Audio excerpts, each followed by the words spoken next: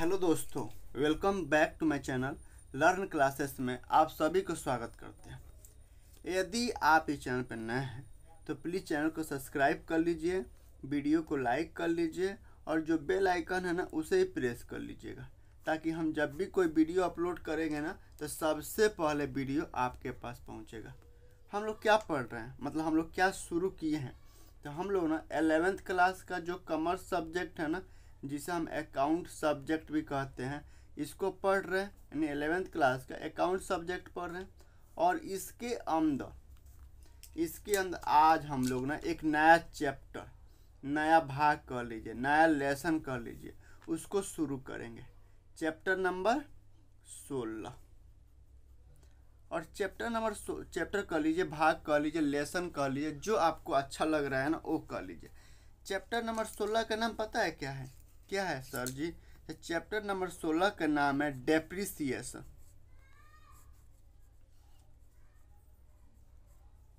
क्या नाम है? डेप्रिसिएशन। डेप्रिसिएशन को हिंदी में पता है क्या कहते हैं? डेप्रिसिएशन को हिंदी में कहते हैं ह्रास या मूल्य ह्रास कह लीजिए, ह्रास कह लीजिए या मूल्य ह्रास कह लीजिए या मूल्य में कमी कह सकते हैं, मूल्य में कमी या मूल्य में गिरावट कह सकते हैं। जब आप भी पढ़िएगा ना तो दो चार नाम और आप भी रख सकते हैं, ठीक है। और ये जो चैप्टर है ना बाबू, ये जो चैप्टर है ये बहुत ही ज़्यादा VI यानी वेरी वेरी इम्पोर्टेंट है। एग्ज़ाम ओरिएंटेड भी, मतलब एग्ज़ाम में तो पूछेगा ही पूछेगा, एग्ज़ाम ओरिएंटेड भी है। प्लस ये ना आपके प्रैक्टिकल लाइफ में भी, जब आप आगे प्रैक्टिकल काम करोगे ना, अकाउंटिंग करोगे या आगे पढ़ाई करोगे, CA करोगे या आप आगे चल के आपको अकाउंटिंग करोगे, PGBP का इनकम निकालोगे ना, यानी आप फॉर्मेट बनाओगे एक PGBP का, एक बिजनेस का बैलेंस शीट बनाओगे ना, तो वहाँ पे एक चैप्टर जो है ना आपको वहाँ पे एक काम करने को मिलेगा आपको। कौन सा? तो डेप्रिसिएशन निकालने का। अब डेप्रिसिएशन होता क्या है, इसको पढ़ने से पहले मैं आपके दिमाग में ना कुछ पिक्चर डालना चाहता हूँ, कुछ इमेज डालना चाहता हूँ, कुछ मतलब ओवरव्यू बताना चाहता हूँ, ताकि आप जो है ना डेप्रिसिएशन करने से पहले इसको समझ लो। जैसे एक पिक्चर बनता है तो पिक्चर बनने से पहले एक ओवरव्यू, उसका कास्टिंग निकाला जाता है, ताकि आप देख लो और देखने के बाद क्या करो, आपको लगता है यार ये पिक्चर बहुत ही बढ़िया है, बढ़िया हो या ना हो, लेकिन ओवरव्यू में दिखाया जाता है कि पिक्चर बहुत ही बढ़िया है हिट कराने के लिए। उसी तरह डेप्रिसिएशन शुरू करने से पहले मैं आपको कुछ पिक्चर दिखाना चाहता हूँ। ये एक व्यक्ति है, पता ना कौन व्यक्ति है, लेकिन व्यक्ति है। ये एक व्यक्ति है, ये एक पेड़ है, लाल पेड़, लाल से बना रहे हैं ना इसलिए लाल पेड़ है, लाल ट्री है, ठीक है। ये जो है ना एक मोबाइल है, ये क्या है? मोबाइल। अब नीचे नाम लिख देते हैं मोबाइल, नहीं तो आप कंफ्यूज हो जाओगे कि सर क्या लिख दिए, क्या बना दिए। चलिए आदमी तो समझ में आता है, चलिए आदमी भी लिख देते हैं, आदमी है, मैन है, ये ट्री है, पेड़ है, ये मोबाइल है, ये ना एक बाइक बना देते हैं। यहाँ पे बाइक का फिगर हमको नहीं आता है तो ये समझ लीजिए बाइक है, इसके अंदर हम बाइक लिख देते हैं। और एक और बना देते हैं क्या? पक्षी। ये ना पक्षी है सब, ये सब पक्षी है, पंछी, पक्षी। अब हम आपसे कहें ये रहा पृथ्वी। पृथ्वी एक ग्रह है ना, 8 ग्रह होता है ना, बुध, शुक्र, पृथ्वी, मंगल, बृहस्पति, शनि, अरुण, वरुण। तो पृथ्वी एक ग्रह जिस पर हम रहते हैं, जिस पर जीवन संभव है। अगर हम आपसे पूछे, ये हम हो गए, ये हम इस पर लिख देते हैं हम, और ये हो गए आप। हम आपसे पूछ रहे हैं कि ऊपर का तस्वीर देखिए, सब तस्वीर देखिए, ऊपर का तस्वीर देखिए, और तस्वीर देख के हम पूछ रहे हैं आपसे कि आप बताइए कि ये कौन सा इसमें से चीज़ है जो तमाम जिंदगी रहेगा, यानी आदि अनादि तक रहेगा, आदि अनादि तक रहेगा। भले पृथ्वी रहे ना रहे, ये आदि अनादि तक रहेगा। तो आप कहोगे कोई नहीं सर, आदमी तो भाई ज़्यादा से ज़्यादा 70 साल, अगर सेहत अच्छा हो तो 80 साल 90 साल जी सकता है, उसके बाद तो भाई इसको अंतिम संस्कार करना ही पड़ेगा। पेड़ जो है, इसका मालिक को कल ही गुस्सा आएगा तो पेड़ कटवा के अपना फर्नीचर बनवा सकता है, तो ये भी नहीं है, ये भी नहीं है सर। मोबाइल, अरे सर मोबाइल अगर 24 घंटा चलाएंगे 7 दिन तो हमको लगता है 3 से 4 साल में हैंग करने लगेगा, तो ये भी तो ज़िंदगी भर नहीं रहेगा, यानी आदि अनादि तक रहेगा नहीं। बाइक सर अगर हम मेंटेनेंस के साथ रखेंगे ना तो 25 से 30 साल चला सकते हैं, 20 साल चला सकते हैं, उससे ज़्यादा तो आप चलाएंगे नहीं, तो ये भी सर ज़िंदगी भर तो नहीं रहेगा। पक्षी, अरे पक्षी जब तब तक सलामत है जब तक इसको कोई शिकारी नहीं मिला है, जिस दिन इसको हंटर मिल जाएगा, शिकारी मिल जाएगा, उस दिन इसके काम तमाम हो जाएगा। तो ये भी ज़िंदगी, मतलब ये ज़िंदगी भर नहीं रह सकते हो, नहीं रख सकता है। इसका मतलब आप कहना चाहते हैं कि मतलब ये जो है ना, ये कोई ज़िंदगी भर नहीं रह सकता है। इसका मतलब आप ये भी कहना चाहते हैं कि दुनिया का हर चीज़ जो है नश्वर है, दुनिया की हर एक चीज़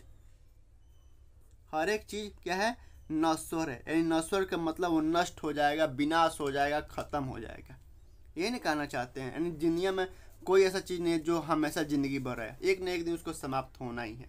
ठीक उसी प्रकार जब भी कोई व्यक्ति मान लीजिए पर्सन है, जब वो बिजनेस ओपन करता है ना, ये उसका बिजनेस है, तो अपने बिजनेस के लिए कोई भी एसेट खरीदता है ना, कोई भी एसेट्स मतलब एसेट्स जिससे आप अब मैं पूछना कि एसेट्स क्या होता है, भाई मैंने बता दिए हैं एसेट्स क्या होता है। कोई भी एसेट खरीदता है ना तो उस एसेट की वैल्यू जो है ना, यह दिन प्रतिदिन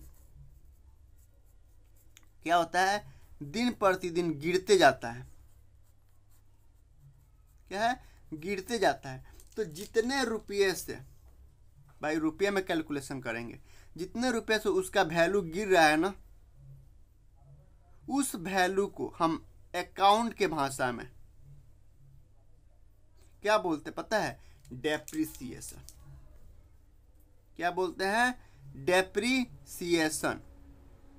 यानी कोई व्यक्ति जब अपने बिजनेस के लिए कोई एसेट खरीदता है तो उस एसेट के वैल्यू दिन प्रतिदिन गिरते रहता है। तो जितने रुपये से, हम रुपया में भाई मनी मेजरमेंट प्रिंसिपल पढ़े हैं ना, कोई भी चीज़ बिजनेस में होना, सभी जितने भी ट्रांजैक्शन होता है उसे मनी में रिकॉर्ड किया जाता है। तो मनी में हम पैसे में कंपेयर करें कितना रुपये से उसका वैल्यू गिर रहा है, और जितना रुपये से वैल्यू गिर रहा है ना, उसे अकाउंट की भाषा में क्या कहते हैं, डेप्रिसिएशन कहते हैं।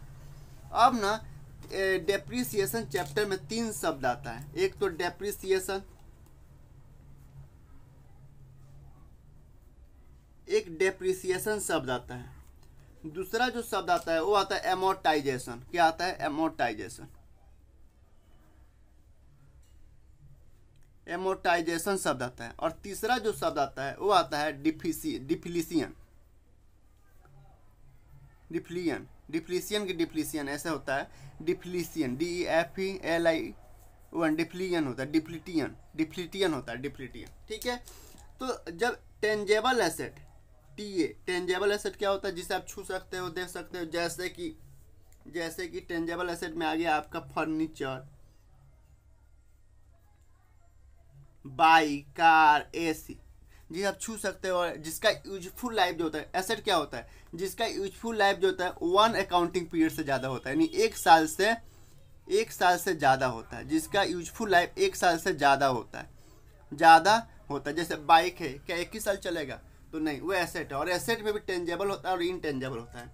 तो अगर टेंजेबल एसेट का वैल्यू दिन प्रतिदिन गिर रहा है, अगर टेंजेबल एसेट की वैल्यू जैसे फर्नीचर, AC, कार, मशीन, अगर टेंजेबल बिल्डिंग, अगर टेंजेबल एसेट का वैल्यू दिन प्रतिदिन गिर रहा है तो उसे अकाउंट की भाषा में बोलते हैं डेप्रिसिएशन, जितना उसका वैल्यू गिर रहा है।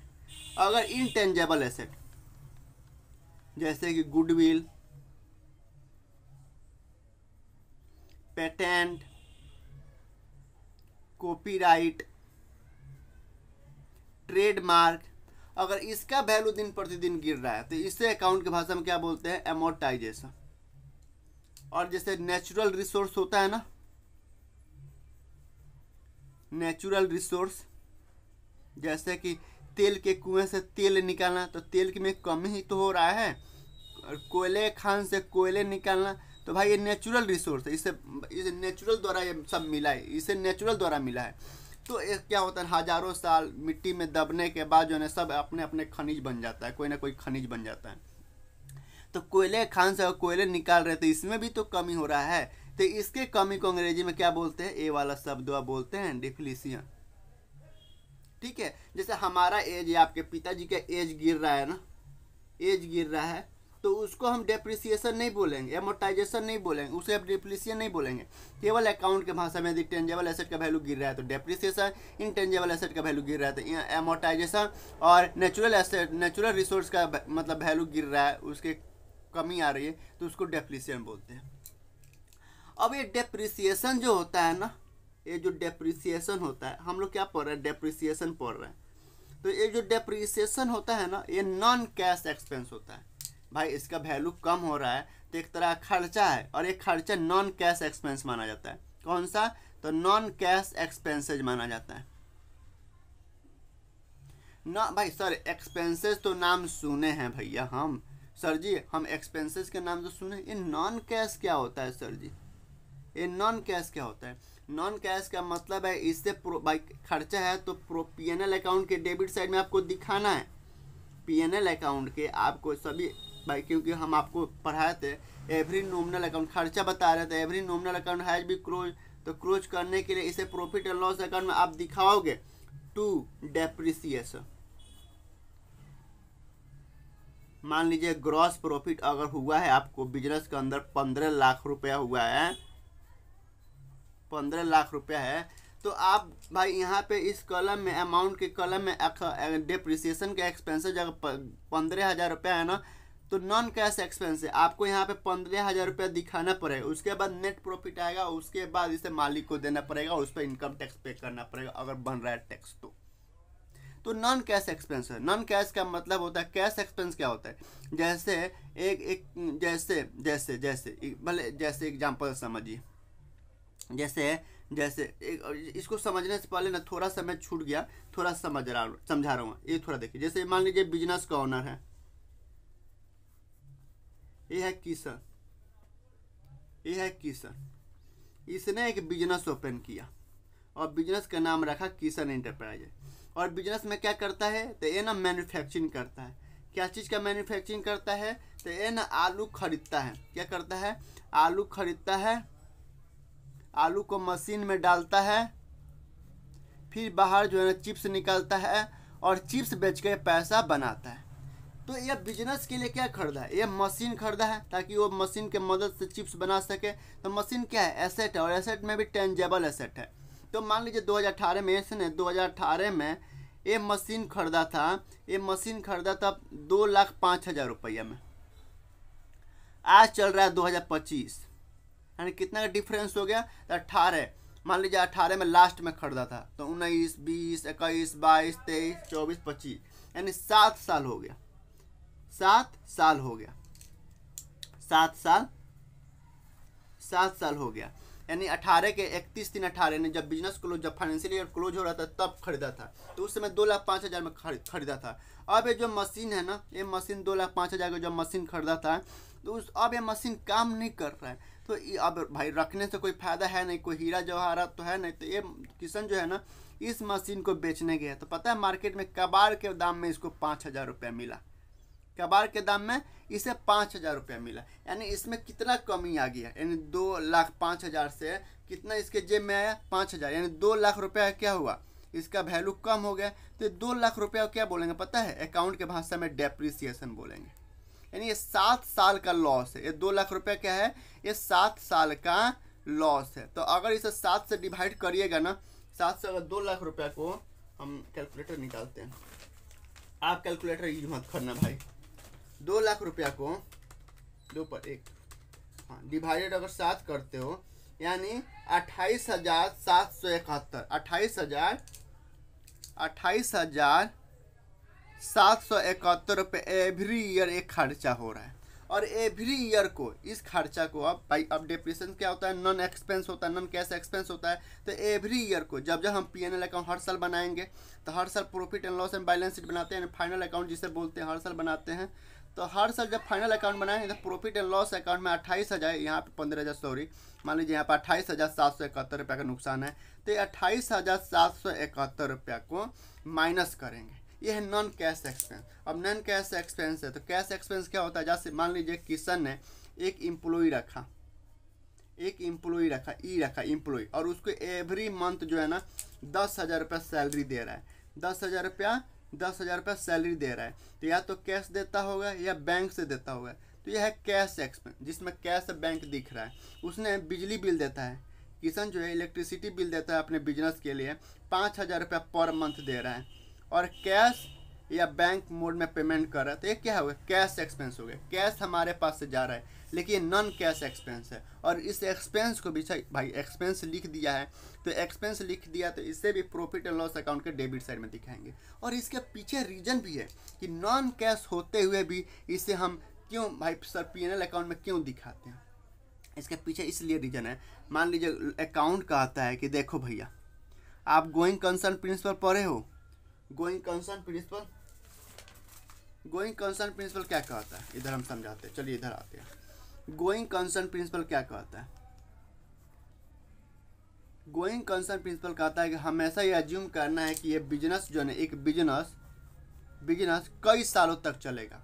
जैसे आप किसी के यहाँ काम कर रहे हैं तो आप सोचते होंगे भाई मेरे को 3 साल काम करना है या 4 साल काम करना है, उसके बाद ख़त्म करना, अपना कोई काम करना है। लेकिन जब कोई व्यक्ति बिजनेस किया है ना, कोई व्यक्ति अगर बिजनेस किया तो कभी नहीं सोचता है कि मेरे को बिजनेस जो है ना अगले 2 साल तक ही चलाना है। बिजनेस हमेशा एज्यूम करना है बिजनेस कई सालों तक चलता रहेगा। तो भाई बिजनेस चलता रहेगा, तो मान लीजिए यहाँ किशन ने मशीन खरीदा था, अब मशीन जो हो गया बेकार हो गया, तो भाई एक नया मशीन चाहिए ना, नया मशीन चाहिए ना, न्यू मशीन चाहिए ना भाई बिजनेस को चलाने के लिए, तो उसके पास पैसा कहाँ से आएगा। तो इसीलिए उसके लिए अकाउंट कहता है कि देखो भैया जितना मशीन का वैल्यू कम हो रहा है ना, जैसे 28,771 रुपये हर साल 28,771 रुपये कम हो रहा है ना, तो इस खर्चा को इसे खर्चा मान लो और अपने प्रॉफिट से माइनस कर दो, और इससे और 28,771 रुपये एवरी ईयर एक गुल्लक बना लो। हम आगे जब प्रोविजन एंड रिजर्व पढ़ेंगे ना, ये आप मैं वीडियो बना दिया वहाँ वो जाके वीडियो देखिएगा, तो आप एक स्पेसिफिक रिजर्व जैसे मशीन रिजर्व के नाम से एक गुल्लक बनाओ, और उसके अंदर हर साल ये 28,771 रुपया उसके अंदर डालते रहो। जैसे 7 साल पूरा हो जाएगा, आपके पास 2 लाख रुपया हो जाएगा, 2 लाख रुपया हो जाएगा। फिर मशीन खरीदने के लिए आपके पास पैसा हो गया 5,000 10,000 रुपये, ऊपर नीचे कम ज़्यादा होगा तो अपने जेब से लगा लेना, कैपिटल से निकाल के लगा लेना। इसीलिए इस और तब मशीन खरीदने के लिए निकालते रहो, तो और उस पैसे को आपने डेप्रिसिएशन में यहाँ पे खर्चा दिखाते रहो। इसलिए डेप्रिसिएशन को नॉन कैश होते हुए भी एक्सपेंस दिखाते हैं। अगर ये नहीं दिखाते ना, अब मान लीजिए कोई खर्चा है नहीं, तो 15 लाख पे गवर्नमेंट को इनकम टैक्स पे करना पड़ेगा, फिर बाद में इस पैसा को ऑनर को ट्रांसफ़र कर देंगे। लेकिन अकाउंट कहता है कि भैया, लॉ कहता है कि भैया देखो आप अपने बिजनेस के लिए मशीन भी तो खरीदे, मशीन बिना मशीन के तो चिप्स बनेगा नहीं, तो मशीन 7 साल के बाद बेकार हो जाएगा। तो उसके लिए आप हर साल मशीन का जो खर्चा है ना, जो मशीन का वैल्यू कम हो रहा है उसको हर साल दिखाओ, और उसके नाम से पैसा निकाल के गुल्लक बना लो, उसके अंदर डालते रहो। जैसे 7 साल के बाद मशीन बेकार हो गया, आपको लग रहा है कि 7 साल के बाद मशीन बेकार हो जाएगा, तो 7 साल तक आपके पास पैसा भी हो गया, फिर एक नया मशीन खरीद लो। तो इसको बोलते हैं, इसलिए डेप्रिसिएशन को हम नॉन कैश एक्सपेंस होते हुए भी दिखाते हैं। अब डेप्रिसिएशन निकालने के लिए, मतलब डेप्रिसिएशन चैप्टर के अंदर 3 चीज़ का होना बेहद जरूरी है, 3 चीज़ के बारे में नॉलेज होना चाहिए। पहला क्या है, ओरिजिनल कॉस्ट ऑफ एसेट। मतलब डेप्रिसिएशन चैप्टर के अंदर 3 चीज़ का जानकारी होनी चाहिए। पहला, ओरिजिनल कॉस्ट ऑफ एसेट।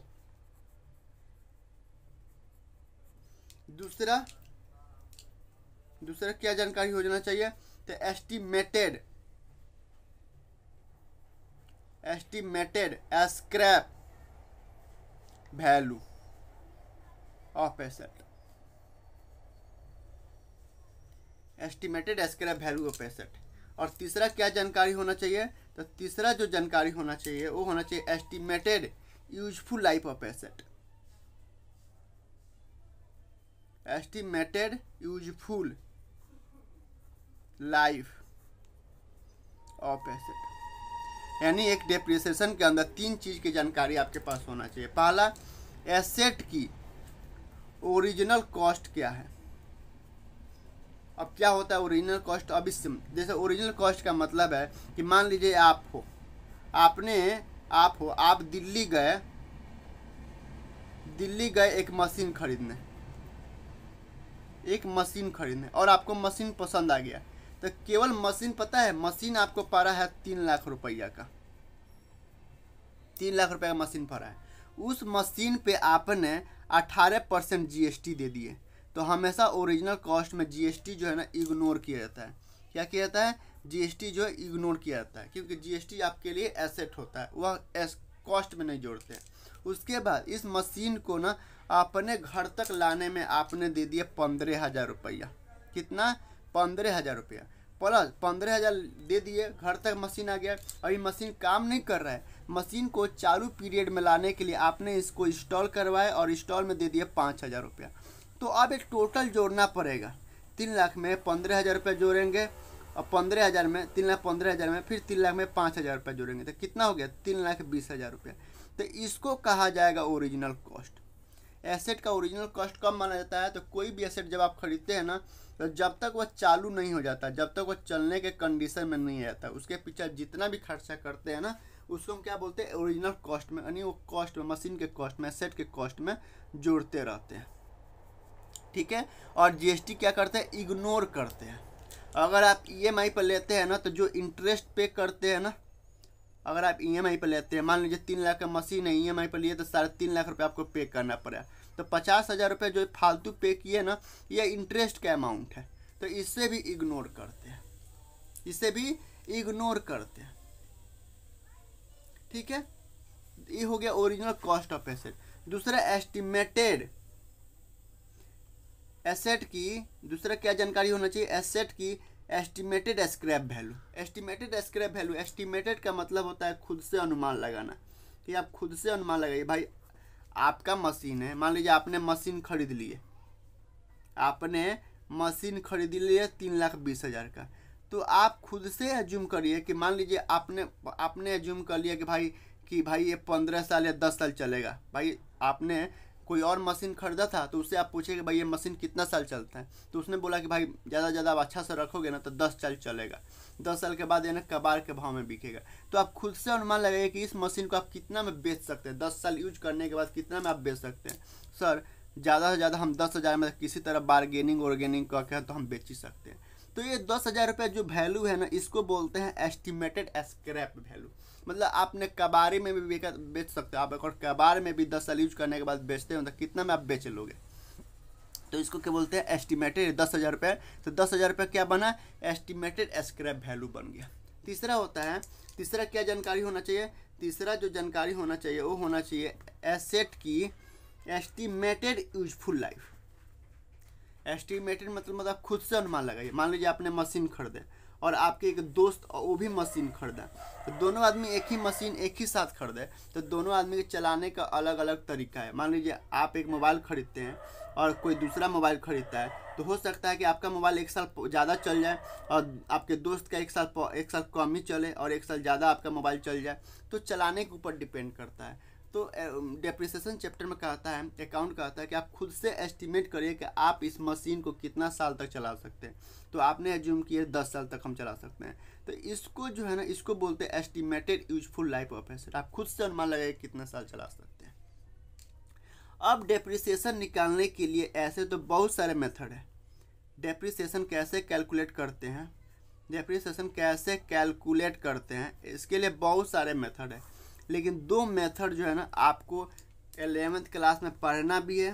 पहला SLM मेथड और दूसरा written down value method, RWDV method. ये दोनों मेथड जो है ना ये पॉपुलर भी है। ये दोनों मेथड क्या है? पॉपुलर भी है, और आपके एग्जाम में अगर पूछेगा भी ना तो SLM मेथड से और रिटन डाउन वैल्यू मेथड से ही पूछेगा, और किसी मेथड से नहीं पूछेगा। 2 ही मेथड में कोई एक मेथड पूछेगा, और इन दोनों मेथड में कोई एक बताया ना तो रिटन डाउन वैल्यू मेथड ये तो और फेमस है। इसको इनकम टैक्स ने अप्रूव भी किया है। ITR CBDT होता है ना, सेंट्रल बोर्ड डायरेक्ट टैक्स, इसको जो है ना अप्रूव भी किया, इसको अप्रूव नहीं किया। लेकिन आपको क्वेश्चन में अगर पूछेगा भी ना तो SLM मेथड से डेप्रिसिएशन निकालने के लिए, नहीं तो रिटन डाउन वैल्यू मेथड से डेप्रिसिएशन निकालने के लिए। जैसे हम यहाँ पर डेप्रिसिएशन निकाले थे ना 28,771 रुपया, इसको कैसे निकालिएगा आप अपने बिजनेस के अंदर। मान लीजिए कोई एसेट खरीदे हैं, तो वो हर एक साल कितना डेप्रिसिएट हो रहा है, उसका वैल्यू कितना कम हो रहा है, उसको कैसे निकालेंगे। तो दो मेथड है, SLM मेथड और written down value method. SLM method का फुल फॉर्म होता है क्या पता है? स्ट्रेट, वैसे और सारे मेथड है लेकिन पढ़ने की जरूरत नहीं, ये दो फेमस है, STRAIGST, स्ट्रेट लाइन मेथड बोलते हैं। SLM मेथड को फुल फॉर्म क्या होता है? स्ट्रेट लाइन मेथड, जिसे हम फिक्स्ड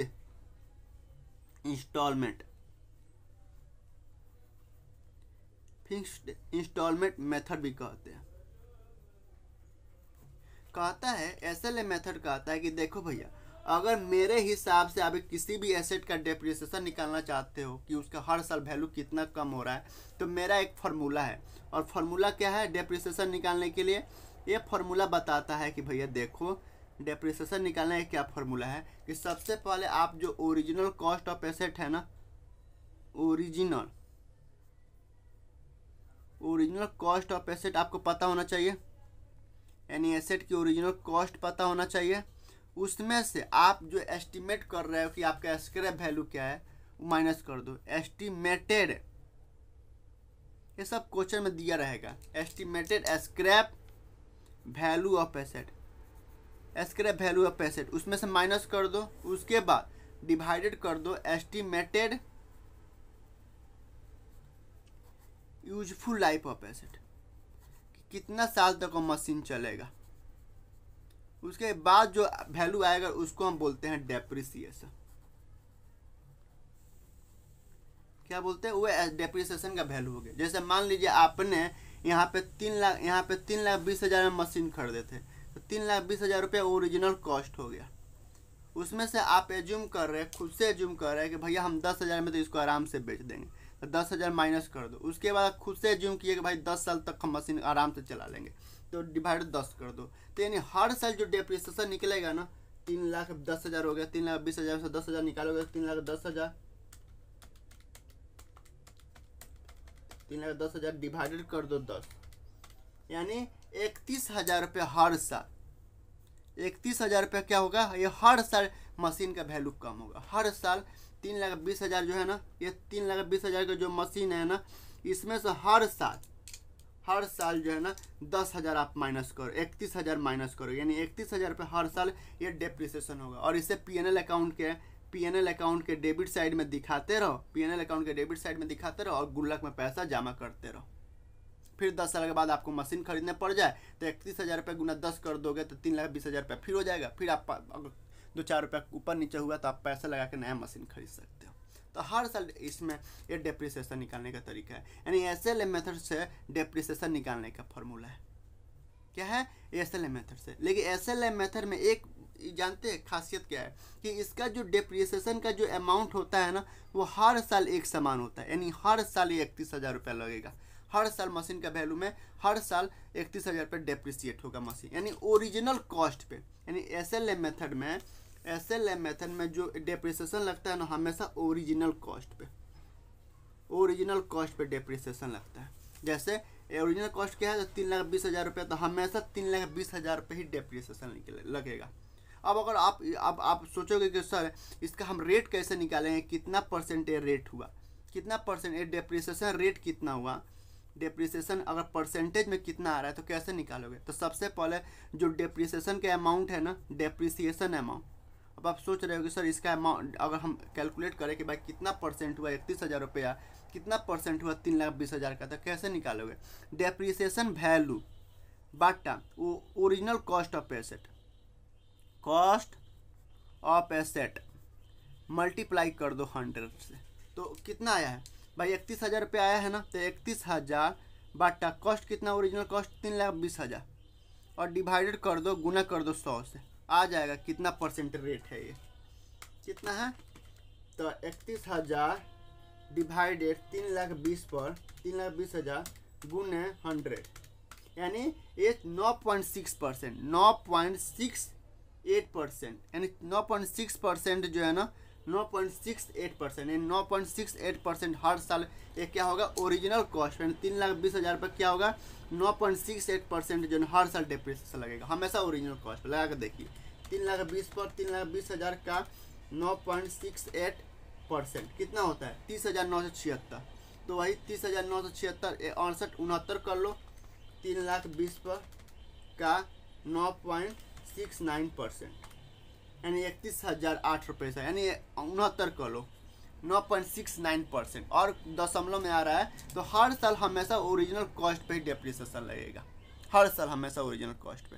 और इसमें जो डेप्रिसिएशन का वैल्यू होता है हर साल एक समान होता है, जबकि इसे क्या है फिक्स्ड है, ये फिक्स्ड हो गया कि भाई हर साल 31,000 रुपये डेप्रिसिएट होगा। ठीक है, अब रहा दूसरा method return down value method. Return down value method में क्या होता है, और इसमें स्ट्रेट लाइन मेथड में भैया आपको तो ओरिजिनल कॉस्ट पता होना चाहिए, क्वेश्चन में दिया रहेगा, एस्टिमेटेड स्क्रैप वैल्यू पता होना चाहिए, और estimated useful life of asset पता होना चाहिए। जबकि रिटर्न डाउन वैल्यू मेथड में जो डेप्रिसिएशन होता है ना, जो डेप्रिसिएशन लगता है हमेशा बुक वैल्यू पे, किस पे बुक वैल्यू पे, बुक वैल्यू पे, और यहाँ पे स्क्रैप वैल्यू की ज़रूरत नहीं है, यहाँ पे स्क्रैप वैल्यू की ज़रूरत नहीं पड़ती है, और यहाँ पे डेप्रिसिएशन जो लगता है हमेशा बुक वैल्यू पे लगता है। और यहाँ पे एक और चीज़ है, यहाँ पे जो है ना डेप्रिसिएशन का जो है ना हमेशा रेट दिया रहता है, डेप्रिसिएशन का रेट दिया रहता है कि मशीन का डेप्रिसिएशन रेट 12-15% है, आपका फर्नीचर का डेप्रिसिएशन रेट 10% है, फ़ोन का डेप्रिसिएशन रेट 5% है, यहाँ पे डेप्रिसिएशन रेट दिया रहता है और हमेशा बुक वैल्यू पे लगता है।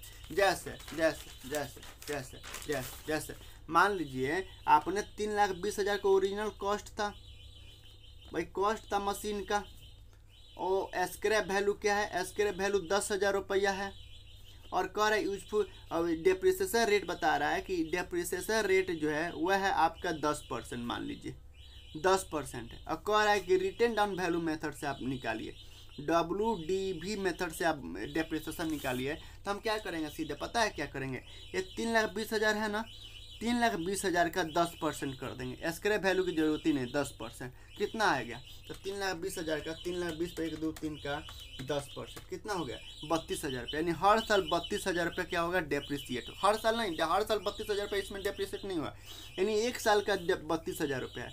मान लीजिए अब 3,20,000 में से अब मान लीजिए 2018 में 1/4/18 को 3,20,000 का मशीन खरीदा और उस पर डेप्रिसिएशन रेट दिया है 10%, और कह रहा है रिटर्न डाउन वैल्यू मेथड से निकालिए, तो 32,000 डेप्रिसिएशन हुआ। 31/3/19 को 31/3/19 को कितना हुआ, 31/3/19 को कितना हुआ, 32,000 रुपये डेप्रिसिएशन हुआ, तो माइनस कर दिए 3,20,000 पर 1, 2, 3 माइनस 32,000, यानी कितना बच गया 2,88,000 बच गया, मशीन का वैल्यू कितना बच गया, तो इसको बोलते हैं बुक वैल्यू, बुक वैल्यू। यानी फिर 01/04/19 का हमारे पास, यानी बिजनेस के पास कितना का एसेट है 2,88,000, फिर कहेगा ना कि रिटर्न डाउन वैल्यू मेथड से निकालिए, तो फिर इस पे ओरिजिनल कॉस्ट पे नहीं देखेंगे, रिटर्न डाउन वैल्यू मेथड में हम ओरिजिनल कॉस्ट पे डिप्रिसिएशन नहीं लगाते हैं, SLM मेथड में क्या है ओरिजिनल कॉस्ट पे डेप्रिसिएशन लगाते हैं, जबकि रिटर्न डाउन वैल्यू मेथड में ओरिजिनल कॉस्ट पे नहीं, जबकि बुक वैल्यू पे।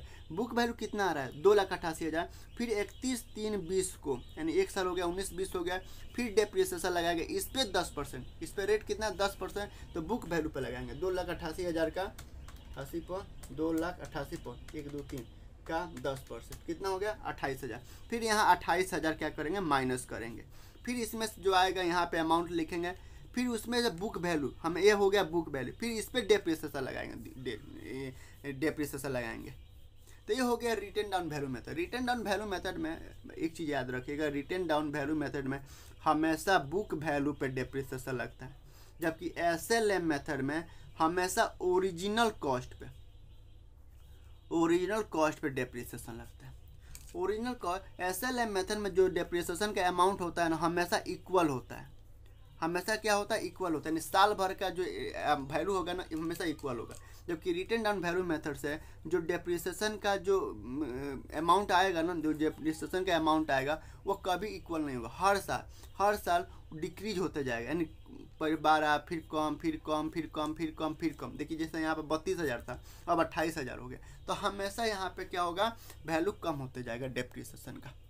दूसरा है कि SLM मेथड में लास्ट में जाके, SLM मेथड से जब डेप्रिसिएशन निकालते हैं तो लास्ट में जाके एसेट की वैल्यू 0 हो जाता है, जबकि रिटेन डाउन वैल्यू मेथड से जब हम डेप्रिसिएशन निकालते हैं ना तो लास्ट में जाके एसेट की वैल्यू कभी 0 नहीं होता, कभी 0 नहीं होता, कुछ ना कुछ अमाउंट जरूर बचता।